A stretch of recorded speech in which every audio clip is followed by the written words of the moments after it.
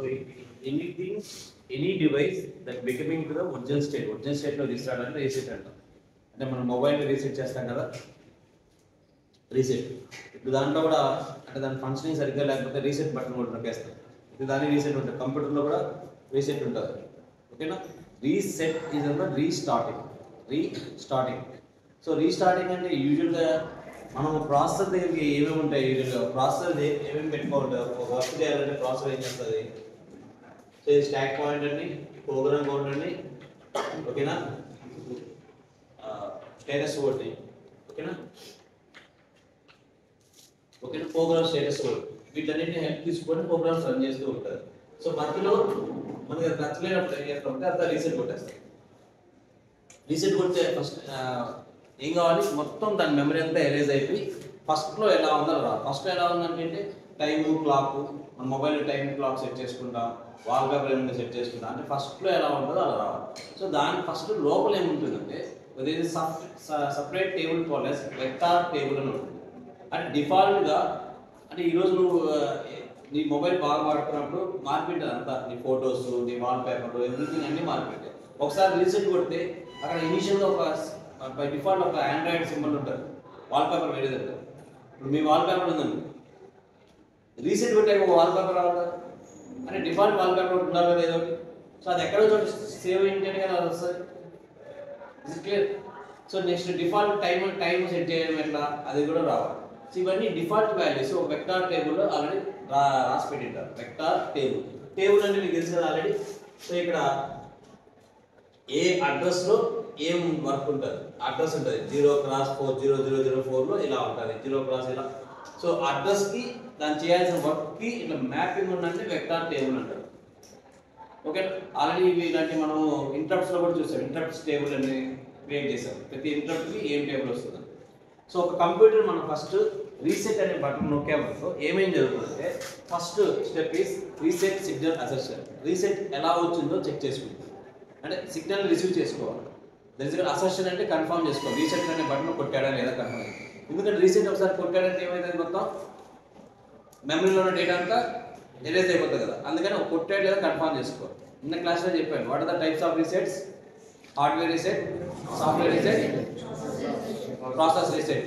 ఓకేనా? ఇంకా ఉన్న 4-5 మెథడ్స్ ఉంటే మనకు అంత అవసరం లేదు, జస్ట్ ఇప్పిస్తాను ఇచ్చారు. సో ఒక రీసెట్ కొడితే ఇది తీసుకుంటారు. సో ఫస్ట్ ఏం జరుగుతుంది, reset signal assertion where it is confirming reset button is operated. Reset button అంటే వచ్చిందని కన్ఫర్మ్ చేసుకుంటారు. నెక్స్ట్ ఒకసారి దానికి వెళ్ళిపోయాక నెక్స్ట్ స్టెప్ ఏం జరుగుతుంది, installation of process state. So ప్రాసెసర్లో ఏమేమి ఉండాలో అవన్నీ ఇనిషియలైజ్ అయిపోతాయి, అన్ని ఎవ్రీథింగ్ జీరో అయిపోతాయి. అంటే అప్పుడు దాకా ఏమైనా రన్ అవుతూ ఉంది, అన్ని ఎవ్రీథింగ్ ఏమైనది జీరో, ఇనిషియల్గా జీరోకి వచ్చేస్తాయి. జీరో ఎవ్రీథింగ్ అంటే ఎవ్రీథింగ్ అంటే ఏంటి సార్ ఇక్కడ అంటే stack pointer. What is stack pointer? Stock top అని ఉంటుంది కదా, లాస్ట్ డేటా ఏముంది, ప్రోగ్రామ్ కౌంటర్ ఉంటుంది, నెక్స్ట్ ఇన్స్ట్రక్షన్ ఏం రన్ చేయాలి, స్టేటస్ కూడా ఒకటి ఉంటుంది, ఫ్లో జీరో ఫ్లాగ్ ఉందా లేదా, ఇట్లాంటి అన్ని కూడా ఏమైపోతుంది లాస్ట్కి ఏం జరుగుతుంది, ఇన్స్టలేషన్ అంటే all becomes zero, everything zero అయిపోతుంది. ఓకే, నెక్స్ట్ స్టెప్ ఏం జరుగుతుంది, vector table lookup. So by డిఫాల్ట్గా ఏమేమి వాల్ పేపర్ ఉండాలి, ఏమేమి టైం ఉండాలి, ఇవన్నీ కూడా ఒక డిఫాల్ట్ వెక్టార్ టేబుల్ ఉంటుంది. దాన్ని తీసుకొచ్చి ఇది యాక్టివేట్ చేస్తాం. నెక్స్ట్ ఇప్పుడు ఇది ఏంటి, అడ్రస్ను ఏ ఫంక్షన్ ఉంటుందో రాసి పెట్టింటారు. అంటే 1 అనే ఫంక్షన్లో టైం సెట్ చేయండి అని ఉంటుంది, 2 అనే ఫంక్షన్లో వాల్ పేపర్ సెట్ చేయండి అని ఉంటుంది, 3 అనే ఫంక్షన్లో ఇక్కడ టేబుల్ ఉంటుంది.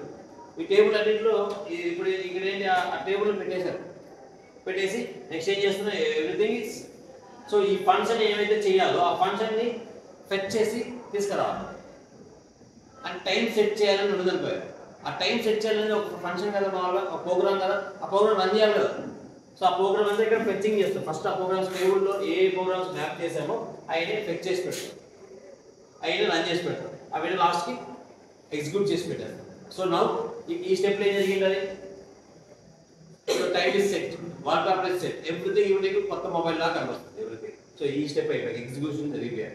Okay, and last step it is now in normal operation. అంటే మామూలుగా ఇప్పుడు వాడుకోవడానికి యూజ్ అవుతుంది నార్మల్ ఆపరేషన్ స్టేట్లోకి వెళ్ళి.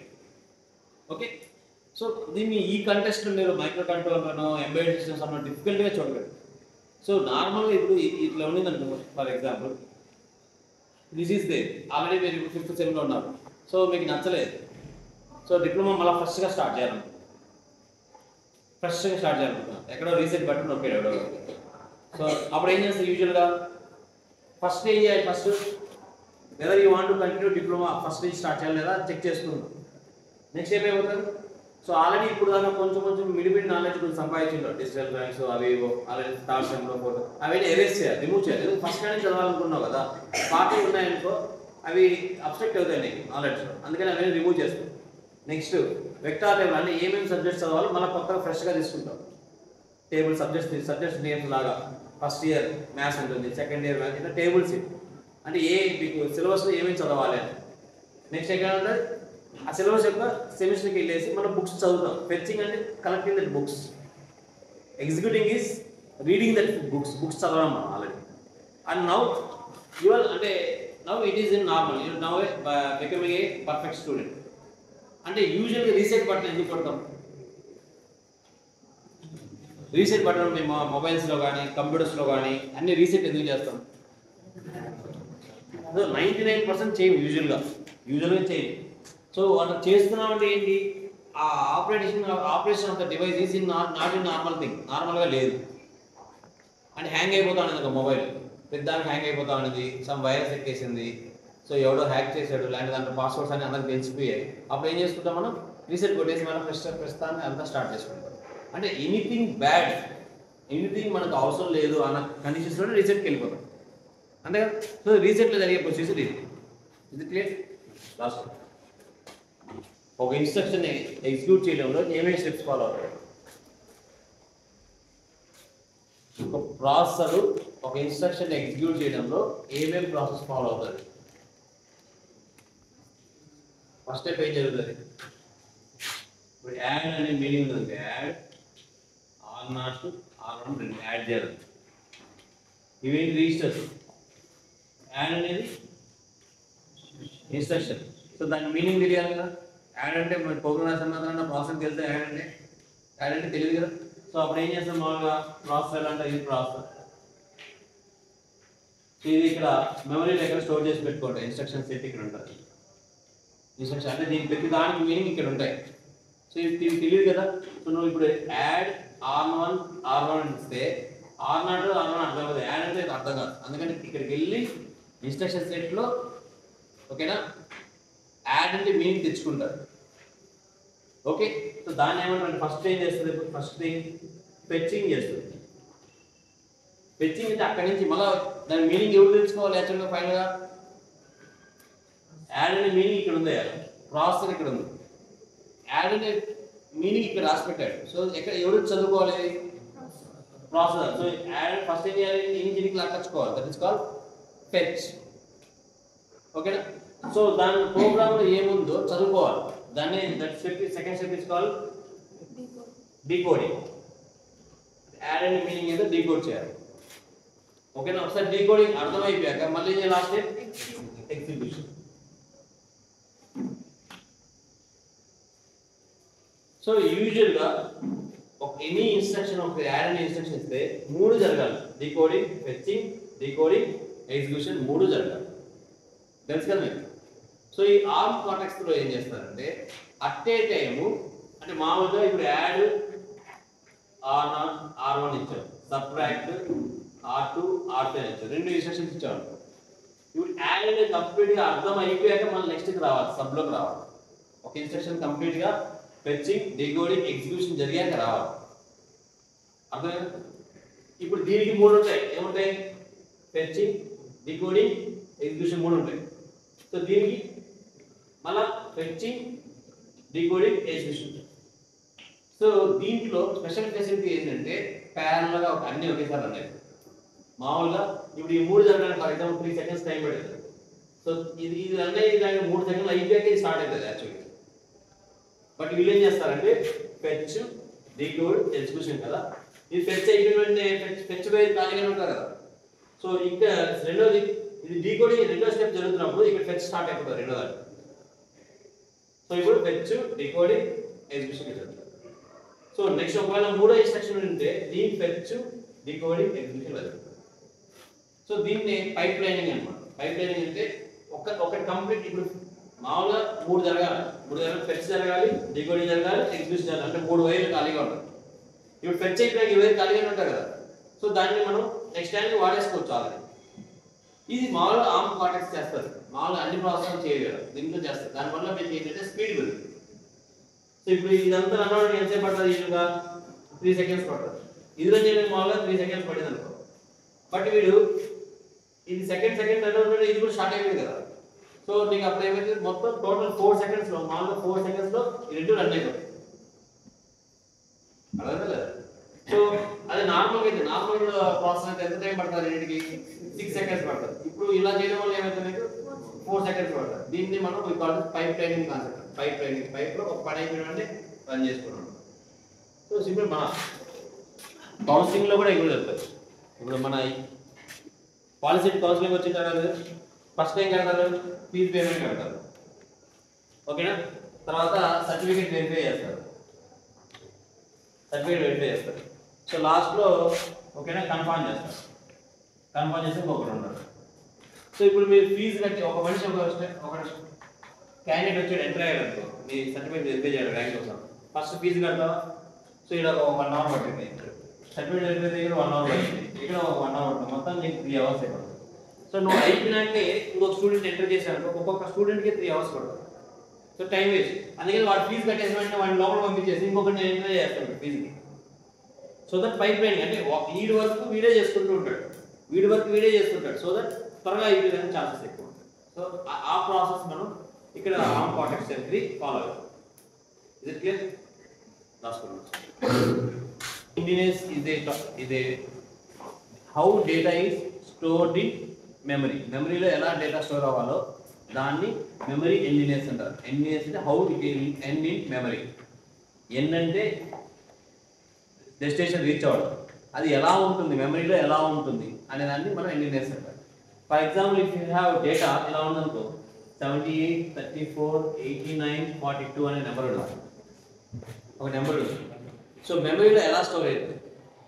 సో మెమరీ ఫర్ ఎగ్జాంపుల్ ఇలా ఉండదనుకో, 0x 2000, 0x 2001, 0x 2002, 0x అంటే ఒకటి 8 బిట్స్ తీసుకోండి. ఇదొక 8 బిట్స్ స్టోర్ చేసుకుంటుంది, ఓకేనా? ఇదొక 8 బిట్స్, ఇది 2003 ఇలా ఉండదనుకో. 8 బిట్స్ అంటే ఇవి రెండు స్టోర్ చేయాలి, ఓకేనా? సో ఇది ఫస్ట్ వచ్చింది అడ్రస్లో ముందు వస్తుంది, 2000 ముందు వస్తుందా, మళ్ళీ 2001 వస్తుంది అడ్రస్, మళ్ళీ 2002 వస్తుంది అడ్రస్. అంటే మీ ఇంటి డోర్ నెంబర్ లాగా అడ్రస్ అంటే మెమరీలో. This is memory. ఇది నీ డేటా. ఇది ఈ మెమరీలో ఎలా స్టోర్ అవ్వాలి? ఎలా స్టోర్ అవుతుందో చెప్పండి, మీకు తెలిసిందా? సో వన్ వే, ఒకటి 2000లో ఫస్ట్ 78 నుంచి ఇంకోటి 78 స్టోర్ చేస్తాడు. నెక్స్ట్ అంటే ఒకటే ఈ మొత్తం నెంబర్ ఇక్కడ స్టోర్ అవ్వదు కదా, మెమరీలో వరుసగా స్టోర్ అవ్వాలి కదా. 38, 34, 89, 42 ఇలా స్టోర్ అవ్వచ్చు. అంటే first higher bit, most significant bit ఇది ఏడుంది. This is entered in to lower మెమరీలో జాయిన్ అవ్వడం. That is one way of doing. అర్థం కాదు. ఇంకొక వే ఏంటి? ఈ 78 ఫస్ట్ ఇక్కడ స్టోర్ అవడం, నెక్స్ట్ 34, నెక్స్ట్ 89, నెక్స్ట్ 40. అంటే ఇలా ముందు ఈ లోయర్ బిట్ ఏదైతే ఉందో అది ముందు స్టోర్ అవుతుంది. మనం నార్మల్గా ఒక డబ్బులు చెప్పేటప్పుడు కానీ 8432 అంటే ముందు 1th డిజిట్ అయిపోవాలి, మళ్ళీ 10th డిజిట్ మళ్ళీ కదా పోవాలి. మామూలుగా యూజువల్గా అయితే ఎప్పుడు మనం చదవడంలో అలవాటు అయిపోవడం వల్ల ఇలా వస్తున్నాం, కానీ మామూలుగా అయితే యూజువల్గా ఎలా వెళ్ళాలి? ఇలా వెళ్ళాలి. అర్థం లేదు. సో మెమరీలో రెండు విధాలుగా స్టోర్ అవ్వచ్చు. హయ్యర్ బిట్ ఇక్కడ ఫస్ట్ లోయర్లో స్టోర్ అవడం ఒకటి, లోయర్ బిట్ లోయర్లో స్టోర్ అవడం, ఓకేనా? సో దీన్ని మనం టూ థింగ్స్ అన్నాం. ఇలా ముందు ఈ హయ్యర్ బిట్ స్టోర్ అయితే దీన్ని బిగ్ ఎండ్ అంటారు. బిగ్ ముందు వచ్చి ఎంటర్ అయ్యింది. Most significant bit lower enter అయితే big endian, big number end అయింది ఇక్కడ. అలా కాకుండా ఇక్కడ ఇలా స్టోర్ అయితే this is called little endian. So little ముందు వచ్చి స్టోర్ అయింది. Is it clear? సో ఇలా అడ్రస్ ఇలా ఫిక్స్ ఉంటుంది. ఇప్పుడు మీరు ఒక 4 మనుషులు వెళ్ళారు, బెంచ్లో కూర్చోవాలి, ఓకేనా? సో వచ్చిన ఆర్డర్లో యాజువల్గా కూర్చోవచ్చు, that is one way. So last వచ్చిన ముందు కూర్చొని ఎట్లా కూర్చోవచ్చు. ఫస్ట్ లాస్ట్ వచ్చిన ముందు ఎన్నికెళ్ళి కూర్చుంటాడు, మళ్ళీ లాస్ట్ వచ్చి ఇటు ముందుకు వస్తాడు, that is one way. Arrangement ఎలా చేసుకోవచ్చు మెమరీలో అనేది 2 ways, ఓకేనా? సో డిఫాల్ట్గా ఎప్పుడు ఇది ఉంటుంది, this is the default for cortex. Arm cortex ఎప్పుడు డిఫాల్ట్ ఇది బిగ్ ఎండియన్ ఉంటుంది. దట్ ఈస్ ఓన్లీ అంతే 3 మార్క్స్ క్వశ్చన్ అంటే ఈ ఒకటి రాస్తారు. That 2 types, big endian, little endian. Big endian అంటే ఇది ఒక ఎగ్జాంపుల్ తీసుకొని రాయండి, లాస్ట్ కవర్ అవుతుంది. చిన్న కన్ఫ్యూజ్ అయ్యారంటే పోతారు. నేనైతే అట్లే గుర్తు పెట్టుకున్నాను, నేను కూడా కన్ఫ్యూజ్ అవుతా కాబట్టి. సో మోస్ట్ సిగ్నిఫికెంట్ బిట్ పెద్ద దగ్గర కూర్చుంటే ఇది బిగ్ కాబట్టి బిగ్ ఇండియన్ అని గుర్తు పెట్టుకున్నాను. ఆపోజిట్ కూర్చుంటే లిటిల్ అని రాసుకోండి. 08/2000 అడ్రస్లో ఏం స్టోర్ అయింది? బిగ్ ఇండియన్ అయితే 78 స్టోర్ అయింటుంది, ఓకేనా? సో అంటే ఇప్పుడు ఇది ఎన్ని బిట్స్? 4 bits. ఇది ఎన్ని బిట్స్? 4 bits. సో ఈ అడ్రస్ వస్తే మనకి ఏమొస్తుంది? ఓన్లీ 78 నెంబర్ ఉందని తెలుస్తుంది. అంటే ఈ బిట్స్లో స్టోర్ ఏంటది? 7 స్టోర్ ఏంటది? 0 111. 8 స్టోర్ ఏంటది? 1 000. సో దీంట్లో ఆర్మ్ కార్టెక్స్ M3లో ఒక సింగిల్ బిట్ని యాక్సెస్ చేసుకునే స్కోప్ ఉంది. మామూలుగా మనకు ఈ 78 నెంబర్ అంటే ఈ అడ్రస్కి వెళ్ళాము, ఇంటికి వెళ్ళాము, ఈ అడ్రస్లో 2000 అడ్రస్కి వెళ్తే ఓన్లీ 78 నెంబర్ కనిపిస్తారు. బట్ అలా కాదన్నాడు, ఆ అడ్రస్లో మళ్ళీ గదులు ఉంటాయి కదా, లోపల చిన్న చిన్న, దాని లోపల ఉన్న ఒక బిట్ను కూడా నువ్వు హ్యాండిల్ చేయొచ్చు, ఒక బిట్ కూడా హ్యాండిల్ చేయొచ్చు. అంటే ఆ బిట్లో ఏముందో అని. అది మామూలుగా అన్ని చోట్ల దొరకదు బిట్లో హ్యాండిల్ చేయడానికి. సో ఏంటి ప్రాబ్లం అంటే మనం ఒక సింగిల్ బిట్ని తీయలేమనుకున్నాం. ఎందుకు తీయలేము? అడ్రస్ అంటే ఇప్పుడు దీనికంటే ఒక అడ్రస్ పెట్టాము, దీని లోపలికి వెళ్ళి మళ్ళీ అడ్రస్ ఇంకొక అంటే లోపల ఇప్పుడు మీ ఇంట్లో మీ హౌస్ నెంబర్ 1 అనే డోర్ నెంబర్లో ఒక 8 మంది ఉన్నారు. సో ఆ 8 మందిలో 4వ వాడు ఏ రూమ్లో ఉన్నాడో కరెక్ట్గా చూడడం చాలా కష్టమైపోతుంది. ఫస్ట్ ఇది ఈజీ, హౌస్ నెంబర్లు కట్టుకోవడం ఈజీ ఫైన్. ఒక్కొక్క ఇంటి నెంబర్ డోర్ నెంబర్లో 4 ఉన్నారు అంటారు. డోర్ నెంబర్ వరకు ఈజీ, ఎందుకంటే దట్ ఈస్ అవుట్ సైడ్ పెద్దప్పటి కనిపిస్తుంది ఈ ఇంట్లో 4 ఉన్నారు. బట్ ఆ లోపలికి వెళ్ళి నలుగురిలో ఎవరు ఎక్కడెక్కడ ఉన్నారని చూడడం అనేది సీక్రెసీ కిందకి వస్తుంది, ప్రైవసీ కిందకి వస్తుంది. సో చాలా సీక్రెసీ అంటే అది మిస్ అవ్వదు. ఎందుకంటే వాడు 1ని యాక్సెస్ చేసే టైంలో ఈ 1ని 0గా మార్పే ఛాన్స్ ఉంది, డిజిటల్ డేటా కదా. సో చాలా సీక్రెసీ, ప్రైవసీ కావాలి. బట్ ఆర్మ్ కార్టెక్స్ M3లో మీకు ఈ బిట్ బ్యాండింగ్ కూడా ఇస్తుంది. బిట్ బ్యాండింగ్ అంటుంది. బిట్ ఎవ్రీ బిట్కి మీకు ఒక అడ్రస్ని మెన్షన్ చేయడానికి బిట్ బ్యాండింగ్. ఆ ఫెసిలిటీ మీకు ఆర్మ్ కార్టెక్స్ M3లో ఉంది. యూజ్ ఏమన్నా ఉందా సార్? ఏమన్నా ఉందా యూజ్? మీరు ఆలోచించు. సో యాజ్ యూజువల్గా సో ఎప్పుడైనా సరే మెమరీ ఎఫెక్టివ్గా యూజ్ చేయాలంటే ఇప్పుడు మనకి కాలేజే ఉందనుకో, ఈ కాలేజ్లో అన్ని క్లాస్ రూమ్స్ ఇలా ఉన్నాయి. సో క్లాస్ రూమ్ అందరూ స్టూడెంట్సే కదా, అన్ని క్లాసులే కదా అని గోడలన్నీ కట్టకుండా మనం సింగిల్ ఫ్లోర్ వేసి అన్ని అప్పుడు ఎఫెక్టివ్ యూటిలైజ్ చేయగలమా? నో. ఈ వాల్స్ అనేవి మనకేంది, వాళ్ళ క్లాస్ వేరు మన క్లాస్ వేరు సపరేట్ చేస్తాం. అంటే ఇప్పుడు this is for separate task. ఒకవేళ ఫర్ ఎగ్జాంపుల్ ఈసీ వాళ్ళ క్లాస్ లేదనుకో, ఈ రూమ్ ఎంప్టీగా ఉంటుంది, ఈసీ వాళ్ళు ఉంటే ఇక్కడికి వస్తారు, ప్రీ డిఫైన్ చేసుకోవచ్చు. సో దానివల్ల ఏంటి, స్పీడ్ పెరుగుతుంది. ఇలా మెమరీని పార్టిషన్ చేయడం వల్ల మీకు వచ్చిన అడ్వాంటేజ్ ఏంటి, స్పీడ్ పెరుగుతుంది. ఇప్పుడు ఫర్ ఎగ్జాంపుల్ ఈ గోడలన్నీ లేవనుకుంటాం ఫర్ ఎగ్జాంపుల్. సో ఇప్పుడు ఈసీ వాళ్ళ క్లాస్ తీసుకోవాలంటే ఇక్కడ కూర్చోవాలని ఊరికి అనుకున్నాం ఫర్ ఎగ్జాంపుల్. ఎక్కువ మంది వచ్చారు, మీరు 78 మెంబర్స్ వచ్చారు, ఆ సీట్లు దాటేసి పక్క రూమ్లో కూడా వెళ్తారు. అప్పుడు వాళ్ళకి ఇబ్బంది జరగచ్చు. రీకలెక్షన్ ఇప్పుడు ఒకవేళ సార్ వచ్చి ఈసీ వాళ్ళు ఎక్కడ ఉన్నారని అనుకుంటే ఈ పక్క నుంచి ఆ పక్క దాకా ఎదుర్కొంటూ పోవాలి, ఈసీ వాళ్ళు ఉన్నారా లేదా. అర్థం? ఈ గోడలు అనేది లేకపోవడం వల్ల వచ్చే ప్రాబ్లం ఏంటి, ఫైండింగ్ అంటే ఒకరు కూర్చోవడానికి ఇబ్బంది, వాళ్ళు ఇంకొకరి ప్లేస్లోకి వెళ్ళచ్చు. సో పర్ఫార్మెన్స్ అనేది ఎఫెక్ట్ అవ్వచ్చు, క్లాసెస్ అనేది కూడా సక్రమంగా జరగవచ్చు. సో అందుకని ఎప్పుడు ఏం చేస్తారంటే ఎప్పుడు కూడా ఒక కంట్రోలర్, మైక్రో కంట్రోలర్ కానీ ఎనీ కంప్యూటర్ కానీ తీసుకున్నాక మెమరీని డివైడ్ చేసుకుంటారు.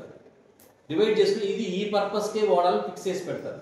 అది వాడుకొని వాడుకోకపోని, వాడని వాడుకోకూడదు. మనం ఇప్పుడు ఏదైనా కంప్యూటర్ ల్యాప్టాప్ కొన్నారనుకో, డ్రైవ్స్ చేసుకుంటాం, సి డ్రైవ్, డి డ్రైవ్, ఈ డ్రైవ్ చేసుకుంటాం. ఒక దాంట్లో ఫోటోస్ పెట్టుకోండి, ఒక దాంట్లో మూవీస్ పెట్టుకోండి, ఒక దాంట్లో సాఫ్ట్వేర్స్ ఇన్స్టాల్ చేసుకోండి. అలాగా ఇక్కడ కూడా లోపల మెమరీలో ఆల్రెడీ డివైడ్ చేసి పెట్టారు. So the first level is code level. ఇక్కడ. సో ఈ మెమరీ పార్టీషన్ ఇలా చేసి పెట్టారు ఇక్కడ, ఓకేనా, ఆర్మ్ కార్టెక్స్ M3లో. సో ఇక్కడ కోడ్ కోసం అంటే ఓన్లీ కోడ్ యొక్క డెఫినేషన్స్, ఇప్పుడు యాడ్ అంటే మీనింగ్ ఏంటి, సబ్ట్రాక్ట్ అంటే మీనింగ్ ఏంటి, వాటి అవన్నీ ఇక్కడ మెన్షన్ చేస్తారు. కోడ్ పార్టీషన్ అంటే is definitely defined for only code related meanings అన్ని ఇక్కడ ఉంటాయి. Next SRAM. So temporary data store అయితే కదా, నువ్వు డేటా వాడతావు కదా. For example add R0 R1, R0 1 ఉంది, R2 2 ఉంది అనుకో. యాడ్ అనేది కోడ్ కిందకి వస్తుంది, ఈ రెండు డేటా కిందకి వస్తాయి. డేటా అంటే R0 లో 1 ఉంది, R2 లో ఇది ఉంది, ఇది ఇక్కడ స్టోర్ అవుతుంది. అంటే మెమరీలో ప్రీ డిఫైన్డ్ అంటే కన్ఫ్యూజన్ లేకుండా ఉండడానికి ఏ మెమరీ దేనికి వాడాలో ముందే డిఫైన్ చేసి పెట్టింటారు. సో అప్పుడు ప్రాసెసర్ కూడా ఎన్ని ఇన్స్ట్రక్షన్స్ వచ్చా కూడా కోడ్ అన్ని ఇక్కడ రాసి పెట్టాలి, డేటా అంతా ఇక్కడ రాసి పెట్టాలి. పెరిఫరల్స్ అంటే బయట నుంచి వైర్ కనెక్షన్ ఇచ్చామనుకో దాని డేటా అంతా దీంట్లో రాసి పెట్టాలి. External RAM, external memory card connect దీంట్లో రాసి పెట్టాలి. సో ఎక్స్టర్నల్ డివైస్ ఏదైనా కనెక్ట్ చేసి దీంట్లో లాస్ట్లో సిస్టమ్ లెవెల్ ప్రాసెసర్ ఏదైనా యాక్టివిటీస్ చేయాలనుకుంటే ఇక్కడ ఈ మెమరీలో వాడుకోవాలి. సో దీన్ని మనం ఏమంటే మెమరీ మ్యాపింగ్ అడ్రస్ అంటే ఆల్రెడీ ఉన్న మెమరీని డివైడ్ చేసుకొని ఈ స్పెషల్ టాస్క్ వాడుకోవడానికి మెమరీ మ్యాపింగ్. ఇది క్లియర్? రైట్ అనేది ఆ టేబుల్ చూసుకోవాలి, సరిపోతుంది మీకు. అంతకుమించి అరే ఎందుకు వాడాలరా కార్టెక్స్ M3 అంటే ఏం చెప్తారు? ఫస్ట్లో చెప్పండి ఏం చెప్తారు? సో డీబగ్గింగ్ చేసుకోవచ్చు, 32 బిట్ చేసుకోవచ్చు, నెక్స్ట్ ట్రేసెస్ కనుక మెమరీ ప్రొటెక్షన్ చేసుకోవచ్చు, డేటా సెక్యూరిటీ ఎక్కువ ఉంటుంది, ఇంకా వెక్టార్ ఇంటరప్ట్స్ని హ్యాండిల్ చేస్తుంది బాగా ఈజీగా, డిఫరెంట్ స్టాక్ పాయింట్ ఉంటుంది, ప్లస్ ఏదన్నా ఎక్సెప్షన్స్ ఇంటరప్ట్స్ వచ్చాయనుకో మోడ్స్ మారిపోతుంది ఆటోమేటిక్గా. సో దట్ ప్రొటెక్షన్ ఇస్తుంది మీకు. మోడ్స్ మారిపోతుంది కదా, థ్రెడ్ మోడ్ హ్యాండిల్ మోడ్లో మార్పి చేసుకోవచ్చు. ఇలా ఎక్స్ట్రా లెవెల్ ప్రైవసీ ఇస్తుంది, 2 లెవెల్స్ ఆఫ్ ప్రైవసీ ఉంటాయి, ఇలా మీరు చెప్పుకోవచ్చు. సో ఈ ఓవరాల్ చాప్టర్ మీరు ఓవరాల్గా చూస్తే ఒక ఆర్కిటెక్చర్ని మీరు ప్రతిదాన్ని మైన్యూట్గా చదివారు అంతే, అంతకుమించి ఇంకేం లేదు దీంట్లో. ఇంకా నెక్స్ట్ యూనిట్ వచ్చి ఆల్ అబౌట్ ఇన్స్ట్రక్షన్ సెట్. అంటే ప్రోగ్రామ్ రాయాలంటే ఇన్స్ట్రక్షన్ సెట్స్ ఎలా రాయాలి, అది మీరు ఆల్రెడీ ఇంతకుముందు మైక్రో కంట్రోల్ ఎలా చదివారో అట్లా మనకి దీంట్లో యాడ్ ప్రోగ్రామ్ ఎట్లా రాయాలి, యాడ్ కమాండ్ ఎట్లా రాయాలి, ఇది ఈజీగా అయిపోతుంది. ఓన్లీ థర్డ్ యూనిట్ చాలా పెద్దది. అండ్ ఫిఫ్త్ యూనిట్లో జస్ట్ అప్లికేషన్స్ ఒక 4-5 ప్రోగ్రామ్ రాసి చూపిస్తాను. సో ఇక్కడ నుంచి కొంచెం ట్రైన్ లాగా ఫాస్ట్గా అయిపోతుంది. ఇక్కడ దాకా కొంచెం ఆర్కిటెక్చర్ అర్థమయ్యేదానికి స్లోగా అయిపోతుంది.